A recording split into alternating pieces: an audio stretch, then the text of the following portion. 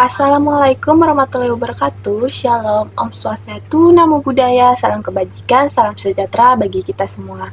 Pada video kali ini, dalam menunaikan tugas ujian tengah semester mata kuliah manajemen perkantoran, saya akan mempresentasikan poster yang telah saya buat mengenai topik cyber security. Sebelum itu, yang terhormat kepada Bapak Maulana Aminur Adha dan Pak Bayu Suhendri selaku dosen pengampu mata kuliah manajemen perkantoran, izinkan saya memperkenalkan diri terlebih dahulu. Saya Kesha Patricia dengan NIM 1709624026 akan mempresentasikan poster saya pada video kali ini. Nah, di poster ini saya mencakup 5 topik dan 1 fun fact. Di mana topik yang saya bawakan yaitu pengertian, penyebab, dan yang terakhir yaitu bagaimana kita menghadapi ancaman cyber dengan aman. Lalu, yang pertama kita bahas dulu apa itu cyber security. Nah, cyber security itu adalah bagaimana upaya kita dalam melindungi sistem digital, jaringan, ataupun data dari ancaman cyber. Nah, cyber security ini mencakup dari berbagai hal, baik dari melindungi data karyawan, dokumen perusahaan, hingga sistem operasional berbasis cloud dari pencurian, kerusakan, ataupun penyalahgunaan. Nah, lalu di sini saya menyematkan fun fact. Nih, apa sih fun fact-nya?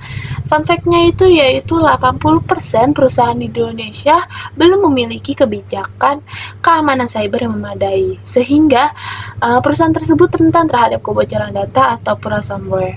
Nah, kita kan melihat di berita banyak perusahaan-perusahaan yang datanya bocor. Nah, kenapa sih itu? Nah, di sini dengan poster ini kita akan membahas apa saja sih penyebab dan juga bagaimana kita menghadapi ancaman cyber itu. Nah, lalu apa saja penyebab umum dari ancaman cyber itu sendiri? Nah, salah satunya yaitu kurangnya kesadaran karyawan terhadap praktik keamanan digital.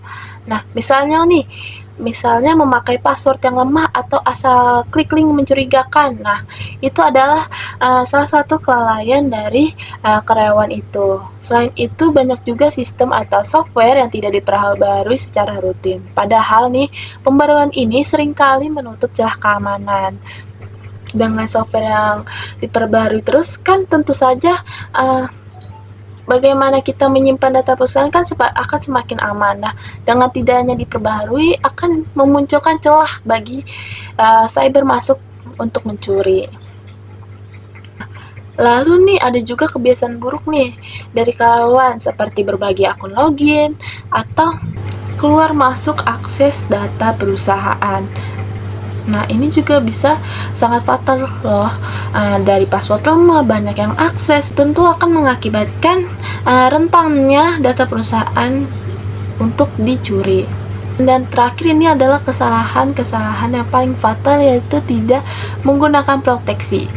Jika software udah nggak diupdate, password lemah, apalagi nggak pakai proteksi, nah itu bakal bikin gampang banget cyber masuk dan mencuri data perusahaan.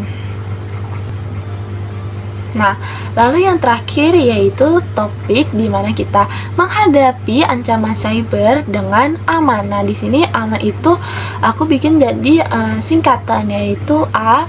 Autentikasi ganda wajib diterapkan untuk mencegah akses tidak sah.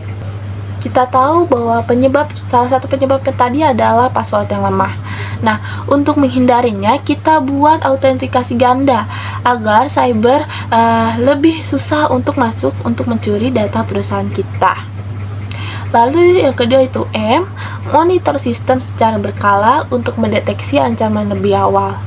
Nah, kita lihat penyebab awal tadi yaitu kan kurangnya kesadaran karyawan. Nah, setelah melihat dampaknya, karyawan lebih sadar nih bahwa kita harus memonitor sistem secara berkala untuk mendeteksi ancaman lebih awal. Lalu ada A lagi, yaitu amankan data dengan enkripsi agar tidak mudah dibaca pihak luar. Tadi juga salah satu penyebabnya yaitu banyak yang mengakses kan. Nah, kita hindari banyak akses itu dengan menggunakan enkripsi.